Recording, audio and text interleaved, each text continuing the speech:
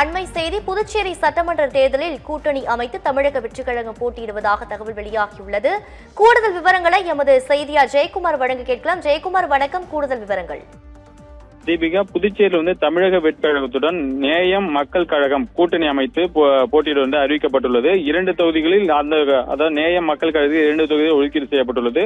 புதுச்சேரி தாவாக்காத தமிழக வெற்றிக் கழகத்துடன் நேயர் மக்கள் கழகம் கூட்டணி அமைத்து போட்டியிட அறிவிக்கப்பட்டுள்ளது. வரும் சட்டமன்ற தேர்தலில் 30 தொகுதிகளுக்கும் தமிழக வெற்றிக் கழக தலைவர் விஜய் நேற்று வேட்பாளர்கள் அறிவித்தார். தமிழக வெற்றிக் கழக கூட்டணி அமைத்து சுயேட்சை எம்எல்ஏ நேரு, அதாவது நேயம் மக்கள் கழகத்தினுடைய தலைவர் எம்எல்ஏ நேரு அவர் தமிழக வெற்றிக் கழகத்தில் கூட்டணி அமைத்து போட்டியிட முடிவு செய்தது. அதன் பிறகு பாத்தீங்கன்னா இன்று உப்பளம், உருளைமேட்டை மற்றும் தட்டாஞ்சாவடி தொகுதியில அவங்களுக்கு ஒதுக்கப்பட்டுள்ளது. நேற்று 30 தொகுதிகள் ஒதுக்கப்பட்ட நிலையில் இன்று 2 தொகுதிகள் மாற்றி, அதாவது வேட்பாளர் மாற்றி தமிழக வெற்றிக் கழகம் அறிவித்துள்ளது. இந்த தொடர்ச்சியாக பொதுச் செயலாளர் ஆனந்த் கூறும்போது தமிழக வெற்றிக் கழகம் ஒதுக்கப்பட்ட 2 தொகுதியும் உருளைமேட்டை மற்றும் தட்டாஞ்சாவடி தொகுதி ஆகிய தொகுதிகளில் இந்த நேய மக்கள் கழகம் ஒதுக்கீடு செய்யப்பட்டுள்ளது தெரிவித்துள்ளார். தீபிகா.